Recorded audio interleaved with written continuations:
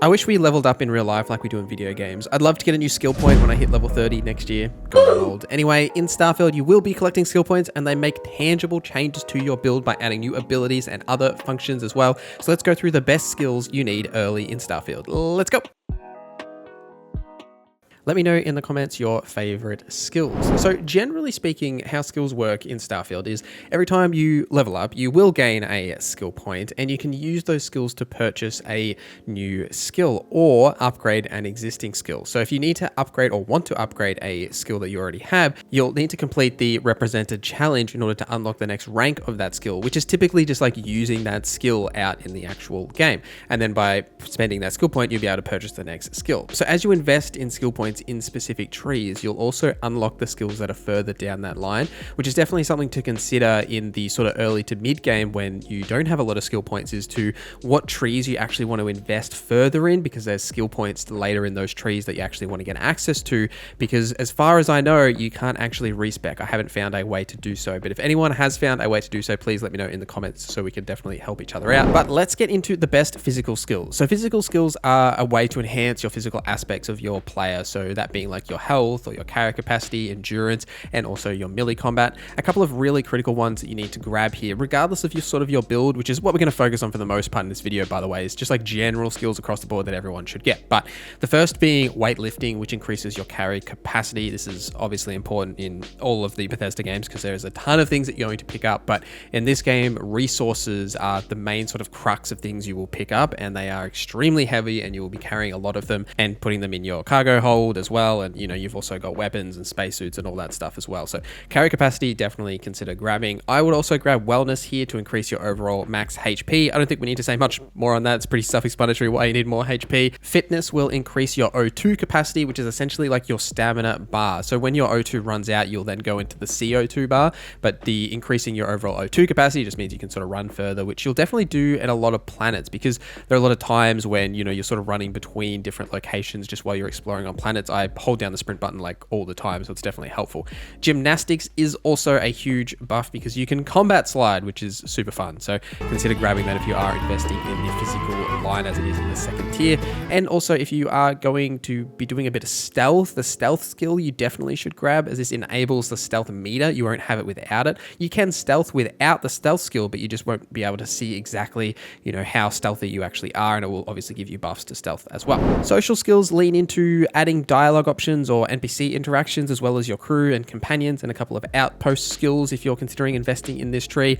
Some really early ones you should grab is definitely scavenging. Now, initially, the first tier of this will increase your credits you gain from containers, but as you invest further into scavenging, you'll find additional ammo and other things, which is also very important because obviously in these games you do heaps of scavenging, so it's very important to get as much out of that as possible. Theft is also great for you stealth homies out there. If you do pick up the stealth skill, definitely grab theft as well. It does enable pickpocketing. You can't pickpocket without it, and you can then go and pickpocket enemies and civilians and anyone you see fit. Persuasion and bribery sort of go hand in hand as both being dialogue skills, but persuasion is definitely the first one that you'll grab. It's in the first tier, and it just increases your chance of success with any of these speech challenges in the persuasion system. And then bribery unlocks additional options so you can actually bribe people, but definitely invest in persuasion first, as there is a lot of scenarios where you can actually persuade people to do things for you or sort of get out of situations without having to initiate combat or do things in other ways. It's definitely a valuable skill if you want to be a bit of a talker in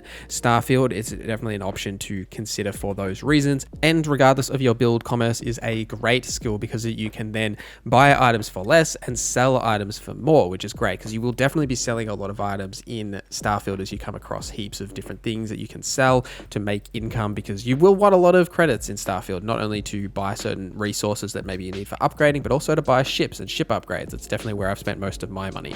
Moving on to combat skills. Now, generally speaking, in the combat tree here, like everything is all about weapon enhancement skills, and I would sort of focus on whatever weapon category you personally connect with, whether that be, shotguns, rifles, or pistols. And then once you've sort of picked a category of weapons that fit that you like, then I would invest into a weapon type. So that being like ballistic weapons or lasers or particle beams, whatever that specific weapon type is what you sort of want to focus on. So that's represented when you're looking at the weapons by, say, whether the weapon damage type is physical for for like ballistic or energy for lasers, so you can be able to see it there, but they can sort of be multiple things just depending on the weapon type you have, right? You can have a rifle that is getting benefits from it being a ballistic weapon, but it's also getting benefits from the rifle certification and then other ways as well. So consider grabbing skills really just that benefit whatever combat style you prefer. And obviously if you're playing as a melee character, you probably want to invest in those combat skills that are actually in the physical line.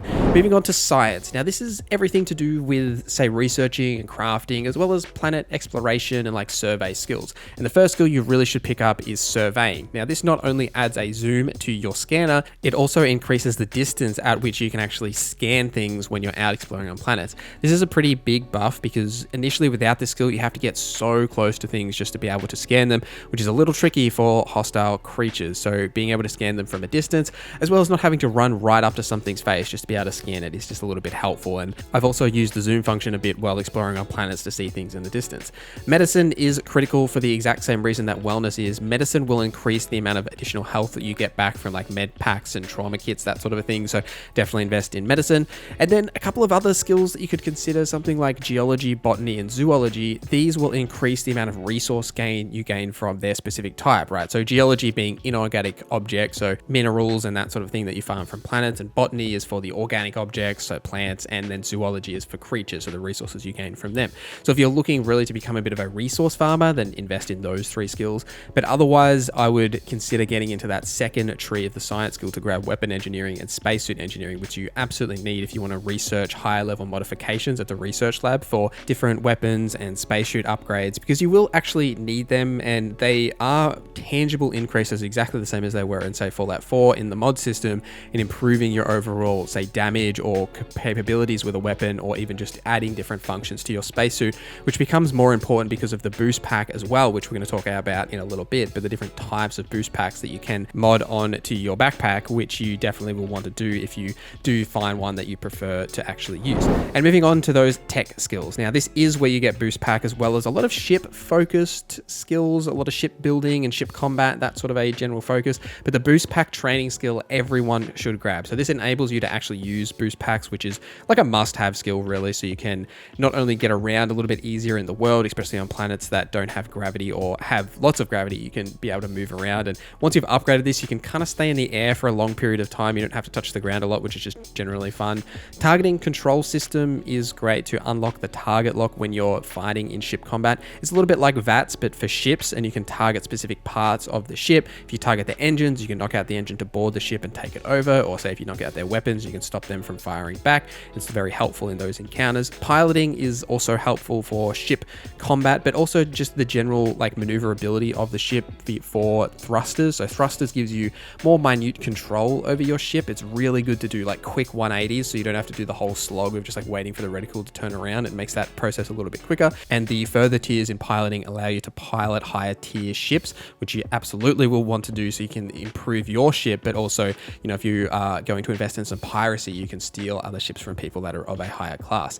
And security is an absolute must as well, which will improve your digi picking ability. So that's essentially just like the lock picking in this game, and the more points you invest in that, you'll then eventually be able to unlock master locks, so you can sneak your way into higher quality loot from that, or just be able to sneak your way into different locations or different outcomes in ways. Like I've even found that with master locks, I've not only been able to unlock areas that can give me better loot, but also certain like quest objectives. I'm being very vague here, but like able to change things like, say, turning off turrets or turning off different puzzles that maybe I wouldn't be able to do without the master lock. It's been actually really valuable to have. So anyway, guys, let me know your thoughts down in the comments below. Thank you guys for watching this video till the end. Thank you to our members for supporting the channel. My name is Norza, and I hope you have a great day.